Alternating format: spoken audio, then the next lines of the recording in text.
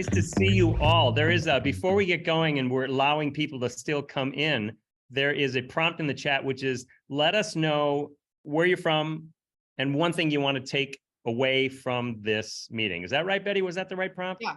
Yep. One thing you want to take away, your name, where you're from, and what you're hoping to get out of this session. It's helpful for us, and it's also helpful for you, which we will cover a little bit later on in the chat. Yeah. So we have some interactivity that we're trying to do here, and this is all about trying to inspire people to do better meetings. And there we go, Dana Beck. Laughing ideas, thinking makes it more fun. Inspiration, yes. Better rituals, far out. Way to go. Yep. Yes, and lots of laughs too. Good. That will be definitely those as well. Please continue to keep them coming. You're more than welcome to continue on in sharing in the chat as we move forward through the presentation. Australia, wow, cool. And we're going to just make one last comment, Betty. I think it's important is that we're going to go off screen share and off spotlight at a couple of moments and want everyone, if you can, to please keep your cameras on. This is interactive, and a critical part of what we're doing today is being able to see each other. So as much as you might want to multitask or feel like because you're, in your PJs, you don't want to be seen, please put your camera on. Yeah, we've got a lot of folks on camera right now, which is great.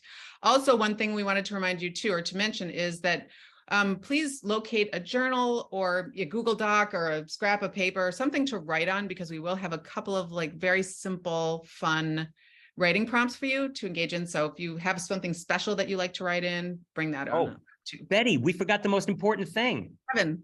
We need 5 volunteers. 5? We asked for some yesterday, and AJ said they were coming, and Beth said they were coming, but our wonderful producer. And Lanny's here. Yep. So we have a handful. Look at these smiling faces. We got a bunch of them. Who else wants to do it? Miriam? This is good. I'm glad you can see them. I can't see a darn person. Yep. Miriam. So do we have the messages going out to the volunteers so that they know what in the heck they're going to do? Yeah, that's going out right now. They're all good. They're all good. Oh my God. There we go. Okay. I say we go ahead and start. What do you think, Betty? Let's do it. I think we should. Let's do it. Ta-da. Well, hey, everybody. I'm Kevin. This is Betty. We're super psyched to share ideas for making meetings more meaningful and more rocking. Indeed. I am Betty. You just heard all about me. I love to use design thinking to help people create rituals and rites of passage for transitions, both in individuals and in groups. I'm going to just be really simple and succinct with that one. Exactly. And me, like they said, I'm a performer. We do lots and lots of clients all over the place. And humor is a huge part of what I do. So I'm thrilled to try to help share how to maybe incorporate it in your your virtual meetings, and frankly, when you talk to your spouse. And the funniest thing, Kevin and I know each other because we went to high school together in St. Paul, Minnesota, which is the tundra right now. I don't know if anyone's in Minnesota right now. Raise hands if you are. Oh my God, it's freezing there. And so it's funny. But we've also been spending a lot of time more recently, having been reconnected through the wonders of modern technology, really exploring how our areas of expertise can be used to create really innovative new experiences in groups, in meetings in particular. Exactly. And this next slide, this is our important what a big deal we are slide. And you can go on to the next one. We've done lots of different stuff.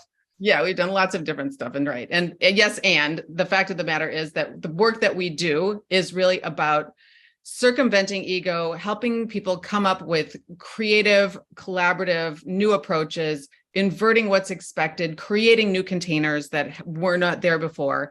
And we're really just excited to create this opportunity, or to create this space for you guys to explore some more ideas around safety and innovation.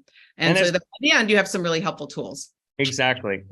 And just saying the obvious, this is going to be a very brief and cursory overview, but the content we're looking at today can be used both as design elements in advance, and it can also sometimes be used as triage when meetings are going off the rails.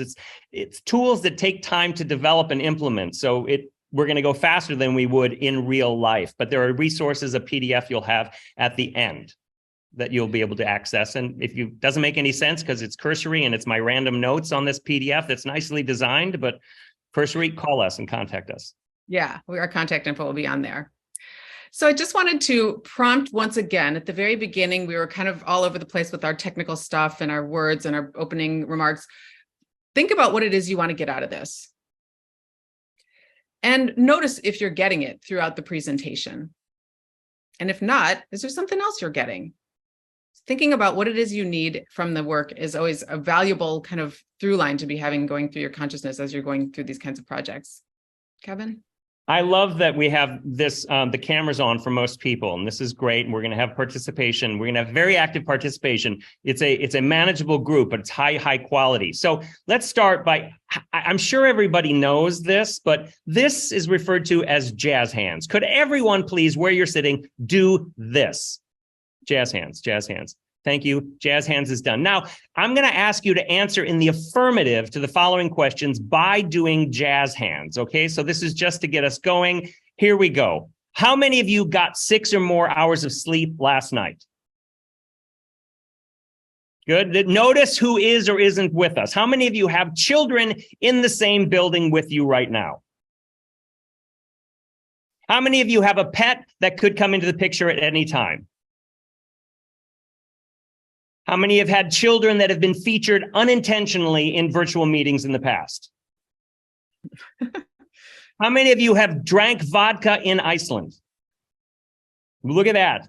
Nice. Thank you, Eleanor, for copying to that. How many of you seen a shark while in the water? Oh my God. How many of you have met at any time your great-grandparents? Check that out. And how many have ever actually done jazz hands on stage in a performance? How many of you are in the witness protection program? Let's stop. Let's stop there. Let's stop. Thank you, Bruce, for owning that. Awesome. Well, that was really great. I'm shocked at how many people have actually seen a shark. That is terrifying to me. That's like my worst nightmare. Well, so going forward, we want to really think about and express to you, like, what do we actually mean when we talk about humor and ritual? Because honestly, that could mean a gazillion things to a gazillion different people. So Kevin, why don't we start clarifying what we mean when we talk about those things? Well, for the purposes of today, I'm using a very, very limited definition of humor. And for today's purposes, I'm going to define it as the inversion of rules or expectations, saying the opposite of what is expected. You can harvest from that definition and from the use of humor in this way, very surprise insights from the content that can be discovered in the process of using it that way. It also makes shifts in attention and energy. And if it's done with good and clear intention, it can allow for incredible vulnerability and truth-telling. I'm not going to talk about how you need to know the difference between irony and sarcasm, but you do. I'm not going to talk about how being good-humored and loving and appreciative of others can also increase humor. But those are both incredibly important things. The main thing I'm not going to say is that in order to use humor, you have to be a stand-up comedian. You don't. That's definitely what's true. Betty, what about you in terms of what you mean by ritual? Yeah, so there are like so many ways that people think about ritual and interpret the meaning of the word ritual. So to really be clear on this, I'd like to use an example. And it is when you have a power failure and you light a candle, that is not a ritual. But when it's the anniversary of your grandmother's death and you have a moment at sundown and you light a candle, that is a ritual. It's the exact same gesture, but a completely different intention. And I thought that was really great when you mentioned intention, Kevin, because intention really is the feeder for ritual, that it's the main design element. What are we intending? What are we wanting to do with this time and space that we can design? So the thing about ritual that makes it unique, that in this case, around lighting the candle around grandmother's death, is that it's not the actual, it's an indirect purpose. The candle like ignites that attention and intention. So one of my favorite definitions of ritual is that it's the conscious arrangement of time, space, and action according to this specific intention. Now that intention can be as woo-woo or as material as you want. Ritual is a structure that we can create to reanimate and reinforce those intentions. And so that's my main definition about it. It's really useful for work. We can intentionally design opportunities to be more creative or to be more collaborative or to deepen engagement or to build resilience. And we'll cover a lot of that as we go through the presentation.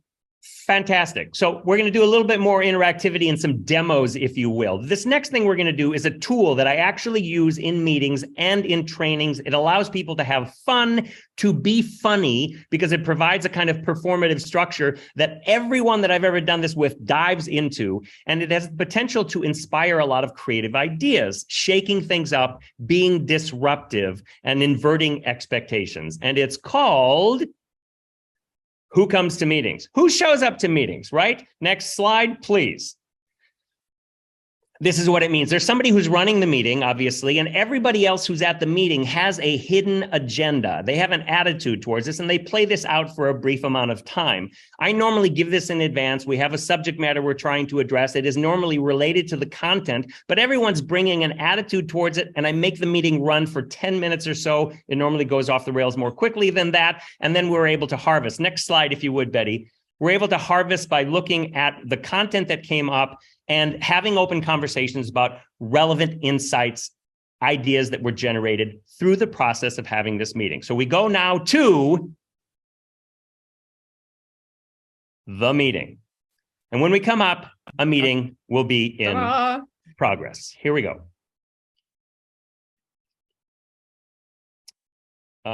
Thanks. So you're here. Thanks. Oh, very good. I'm glad to see everybody here. People are just arriving. Thanks a lot for having your camera on. I appreciate. Seems like that's good. I think we have 5 people coming to this meeting today. Can everyone just kind of hurry up? All right, we're going to start. Thanks, everybody, for taking time to participate in this meeting. It's a meeting about meetings.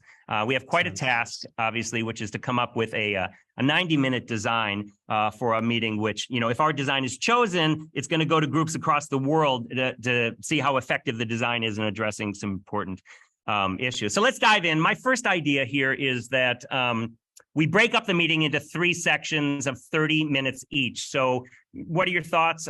Lanny, what do you got? What are your thoughts? No, I don't think that's going to work because, that doesn't seem like it's going to cover everybody's needs. Okay, thanks. Miriam, do you have anything? Why are you always pointing me out? Why don't you ask someone else? No, I normally... Nathan seems prepared. David, go ahead. I don't understand. You want to have a meeting to talk about meetings? No, this is what the meeting is for. We're literally trying to design a meeting. Eleanor, are you with us? Eleanor, you're on. Eleanor. Oh, David, you got anything? This all makes sense to me. If you just say a little more about what we're here to talk about, that would help. Oh, God, that was great. So I think 3. Agenda? What's that? What's their agenda? What do you mean the agenda for today or for a meeting? What are we talking about? Well, we're trying to give design ideas for a meeting. Okay, I know that, but don't we have anything to cover in the? I mean, I know that, but I mean, I don't know where we are in this. Well, I suggested something. Lanny had a better idea, I think. What was your idea? My idea would be to firstly set out an agenda for this session and the purpose of the other meeting, and then we can all figure out what we need to do. Miriam, your thoughts on that, on her idea? Boy, oh boy. Why are you always pointing me out? I didn't. It's not that I'm Nathan, can you maybe help? I agree. I think you're pointing to her out way too many times. I mean, it's been twice already, and it's not even been 1 minute. But I mean, that's the kind of rude, Kevin. Eleanor, can you turn your mic? Okay. David, you had some good things to say earlier.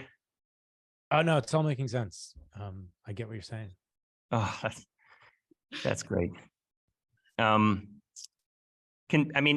want to share ideas, so people chime in. Let's just. How long is this going to last? What, right now, this meeting? Yeah. We have an hour. What? We have an hour. Are we wasting our time here? Can we? Might as well make yourself a beverage. Speed this up. I feel like nobody's. Come on, let's speed this up.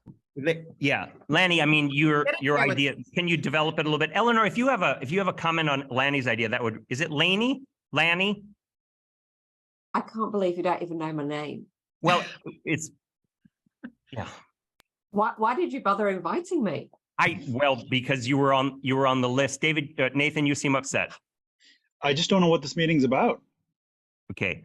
Yeah. It's very confusing. Okay. It's interrupting my beverage time, that's for sure. But I mean, I'd love to help, but it'd be nice to know what we're talking about.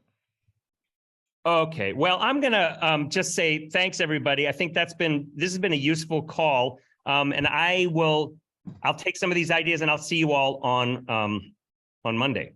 Wait, don't we have any action items? What ideas are you taking forward? I have another call right now that I have to do. You just said we had an hour. Well, I just literally got a text. Why don't we give it a go and maybe try some ideas? Yes, thank you, Eleanor. You guys, this is not the time. I just got a super important thing that I got to get to. So maybe we could do it without Always you. have something more important. I don't think you should do it without me. You guys, I don't think you should. I'm just gonna close this. I'll send up a follow-up, okay? Thanks so much, everybody. I want the vodka from the chat. You always do that. I don't mean to. I'm just and Well, scene. thanks for popping in. And scene. And we'll come back. Thanks, everybody. Good.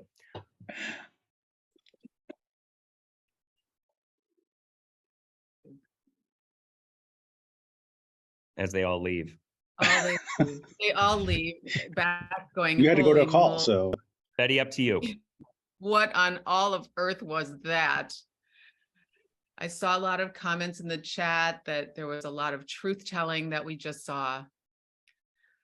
I was feeling some adrenaline from the experience of having to have these people in my meetings in real life. I wanted to just give us a moment to take some time to really process what we just saw, to really look at that, to just be quiet and notice what you notice. What did you see there? What behaviors really got under your skin? That was a moment of truth telling. Thinking about what were the intentions of some of those people.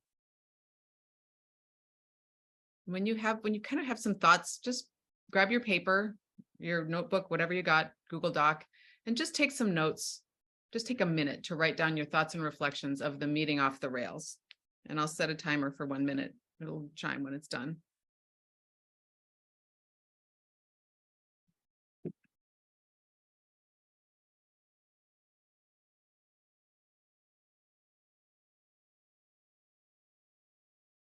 Okay, got another 5 seconds or so. Let's start to wrap it up. Okay. Especially when we're addressing these kind of complex problems, or we've got big personalities, meetings easily can get derailed, as we just saw. And using the humor, fake meeting, combined with a moment of reflection, some kind of a ritual to take all that in, can give us some distance into those behaviors without judgment and create space for new awarenesses, for creativity and new solutions. So how might we then turn that into something more actionable? That's where the breakout room comes in. Breakout rooms can be really helpful for sharing observations, small groups, really great for people who consider themselves introverts or people who just don't like to speak in large groups. So we're going to turn this over to some breakouts really quickly. We'll have groups of 3, and you'll be invited to share something that came up for you in that fake meeting or in this reflection process. And listeners, the invitation for you is to respond with something that you appreciate about what this person shared. So before we go into the breakout rooms, I want you to make an agreement. Before you go off, focus your intention. Again, when you click join, you're committing to share your reflections. And as a listener, you're committing to sharing a few moments of curiosity and appreciation for your fellow humans. So with that, let's give them 3 minutes. 3 minutes. Wow, that's fantastic. That was brilliant. Wake up. All right. We're going to keep going on, everybody. Thank you very much for going to those breakout rooms. I was realizing when we did the break that I might not have been clear that that fake meeting with everyone having a terrible attitude is something I actually use in real meetings for 5 minutes as a sort of like shake it off, have everyone give a moment to have a cathartic chance to play a terrible role. And it actually does inspire, like, what might that person be thinking? What's the opposite of what they're thinking? And so we're gonna go into it. Betty, you want to say anything about the closing of those breakout rooms? Yeah, it's just that the idea here is that we can be using both, the getting unstuck can be both in terms of like that fun activity of shaking it up and getting people laughing, and also the idea of giving kind of a prompt of like thinking about like, wow, things are kind of messed up right now. How do we want to address this in a different way? And then having a safe place to talk about it. So those are both tactics that we can use. And we're going to use this limited definition of humor, of turning things on their head. That fake meeting was an example of that. And the ritual, if you will, of reflection, of writing, of silence, and of sharing was the example Betty was using. And we're going to reflect on those as we talk about 3 different things. And we have, in preparing for this, thought we would try to address 3 common meeting pitfalls. And those 3 common meeting pitfalls are, drum roll, please. Drum roll, please. They are lack of psychological safety, lack of engagement, and lack of agency. Now, I would imagine that lack of engagement and lack of agency, or feeling like you have any power at all, are pretty familiar to you all, but perhaps not the first one. Betty, what is your definition of psychological safety? Yeah, psychological safety is so important. And it's the belief that you won't be punished or humiliated for speaking up with ideas, questions, concerns, and especially mistakes. And it's so important because if we don't feel like we have a sense of psychological safety, we won't be able to take risks and to innovate and to try things out. And when we have complicated situations that we're trying to address, there is an intrinsic amount of risk taking that needs to happen. And so if they don't, if people don't have that sense of risk taking, then they'll just shut down and or just toe the party line, and that doesn't get us anywhere. Right. So, And the difference, I think that's a great point, Betty. And the difference between having sufficient psychological safety to have a meeting that is effective and having deep psychological safety is when we let down our guard, even the guard that we normally have professionally to have a game face or to simply be professional. When we let that down, we have a possibility for innovation that is through the roof. So how did that fake meeting as an activity address psychological safety? Well, laughter is in itself safety inspiring. Going out on a limb and risk taking, everyone having this role, is something that gives us a shared experience. Talking about something that is difficult, you're essentially bringing up the shadow, if you will. There was a team that I worked with that found themselves having a really disruptive member of the staff, and they did this activity, and incredible insight was gained both by that person who had another attitude and by everyone else who had a sense of empathy for that disruptive behavior, and they brought themselves to new actionable decisions. Betty, what's your angle on the ritual for psychological safety? Yeah, the whole implementation of meeting agreements. Now, a lot of meetings have agreements, but I think the way that we can make agreements be more meaningful and more reflective is to ensure that people have that sense of safety. So when I said, before you click on your breakout room, you are committing to a moment of curiosity and appreciation, that is a major culture building lever that you can pull into any meeting to really help people feel a sense of safety and to, kind of call each other out if they're not, hey, you know what, that's not really very helpful right now. We need to maintain this sense of curiosity. So other agreements could be something on the order of contribute to a culture of safety and security, or be as present as you can. And even better, inviting the team to come up with their own agreements that help foster that sense of safety. Right. And obviously you did it implying that everyone was agreeing to this, but those agreements can and should be overt and people spoken. And again, people saying I commit to this is a quality of ritual. Now I want to address common pitfall number 2, which is lack of engagement. So how did that fake meeting activity do that? Well, something performative ratchets up the fun and it increases attention automatically. It is a humorous and cathartic mask to put on. And when we put a mask on, we can be someone else. And that is very, very catharsis inducing and very full of engagement. When people see other people acting in an unordinary way, it is fascinating. And again, as I said earlier, the chance to bring in the shadow and talk about or be in dark, difficult material creates more trust and it inspires engagement. Betty, what about you on lack of engagement?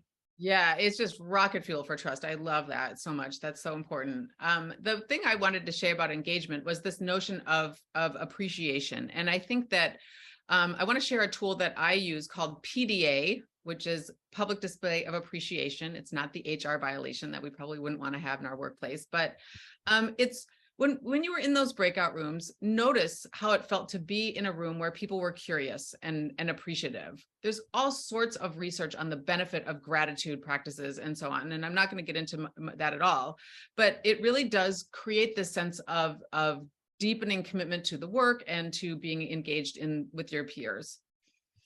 So, and I'm just going to jump into the final one, which is this notion of addressing lack of agency. So how did that particular humor activity, that particular fake meeting, with the definition of humor being that we invert reality and turn it on its head?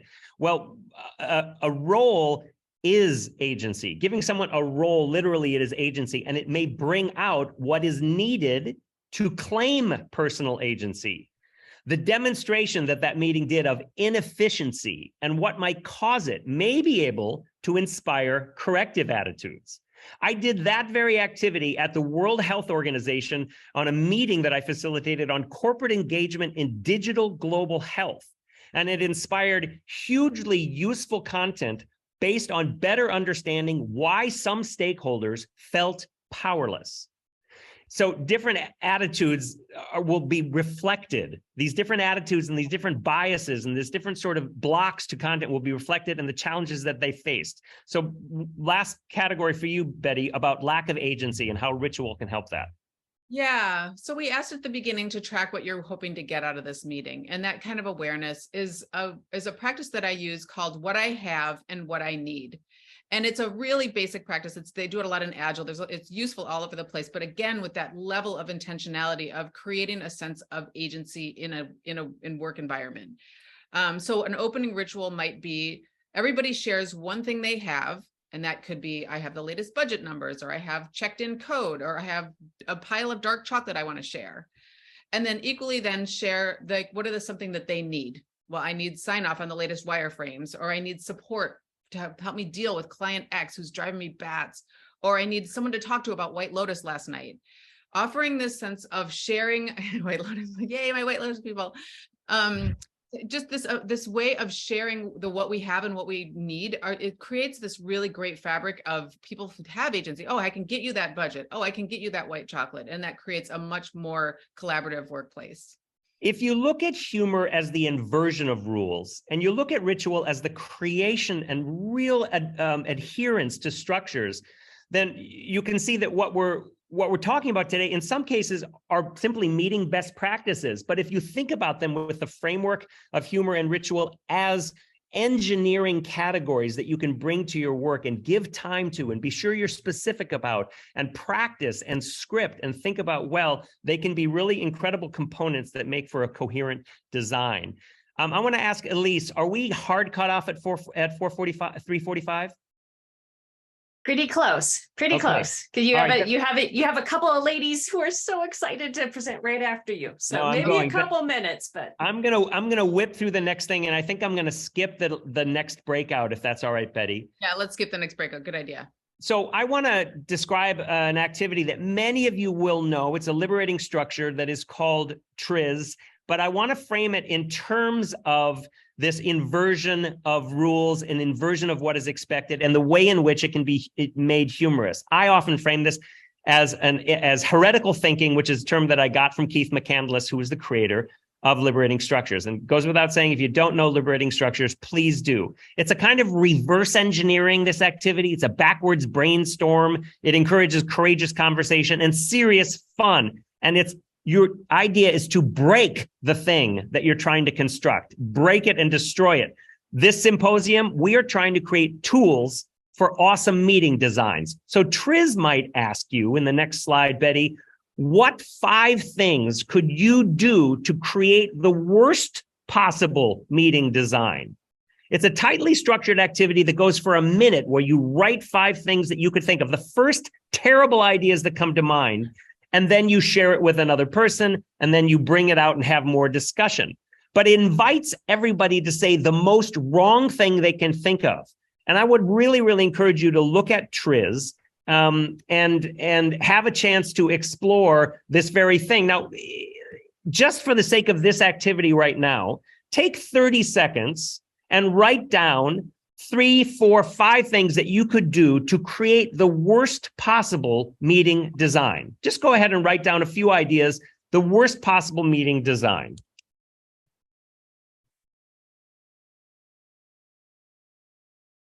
And you can put it in the chat too if you want. That's a great idea. Great, great. So I'm going to keep going and just say that when I do this activity, it almost always inspires both things that are very, very close to reality and things that are completely outlandish. But either way, the point of TRIZ is to look at the things that are described and see whether you might actually already be doing them. It's a kind of backwards appreciative inquiry. And then what can be done to address those very things? And if we are trying to create designs out of this symposium that is the ideally functional 90-minute meeting, to think about destroying that meeting in the design process is a great way of engineering it. Oh, boom is right. I love that so much. There is so much, you know, the destruction to recreate is a beautiful thing. It's a beautiful thing. So in the interest of time, I want to invite you. We're going to have a Q&A, a short Q&A. But first, we wanted to model a great closing ritual that I like to do. It's called the parting aha, and it's from Acumen. And the idea of this is to think about one aha that you had from this session, a concrete takeaway. It could be odd or funny, reverent or irreverent, and put it in the chat. Let's just see what you come up with, or you're more than welcome to raise your hand and share. I will stop sharing screen because you know the prompt. And we'll give about 1 minute for people to come up with an aha, Betty. Yeah, just take a minute and you can just unmute and speak. We don't have that many people in here, so go ahead and yeah, jump in if anybody wants to. jump in. Exactly. What is one aha you can take away from this session? There it is. Oh, at least you're on. PDA is a thing. PDA is an actual thing. It is a thing. Yay. I'm going to use the share what we have and what we need. I think that's a concise way to build a meeting. Nice. Humor is the inversion of rules.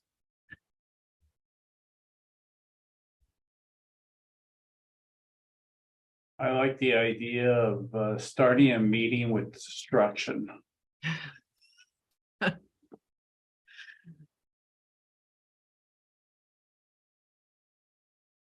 The intention that makes the ritual. I love the example of lighting the candle. Mm-hmm.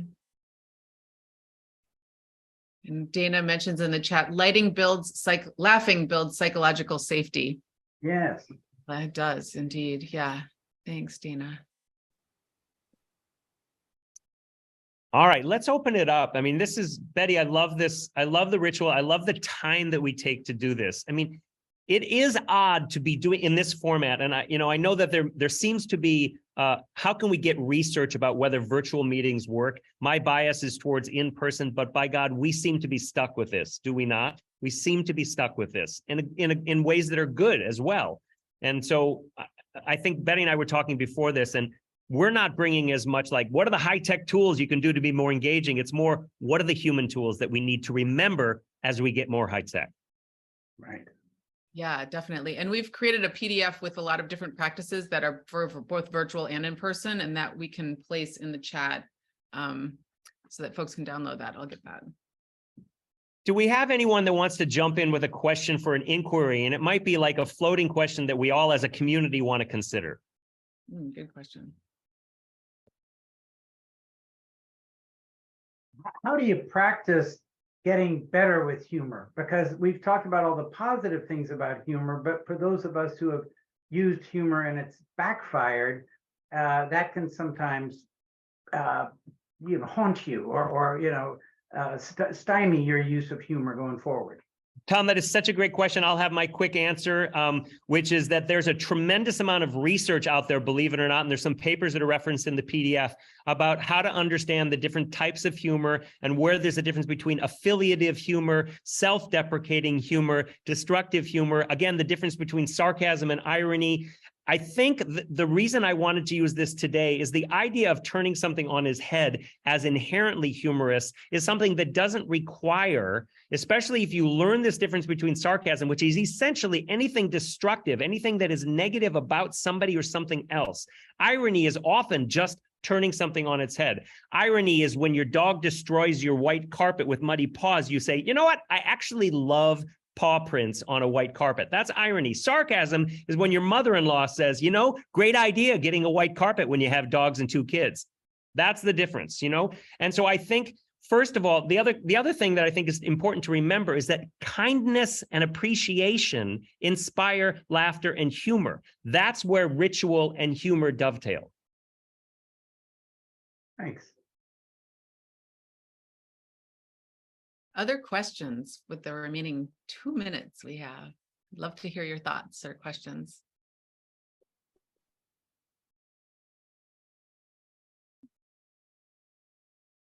So it feels like, oh, I'm sorry. Go ahead. It feels Mel. like you could only run that game once. Which game once? Let's do a bad meeting. So oh no, you can come up.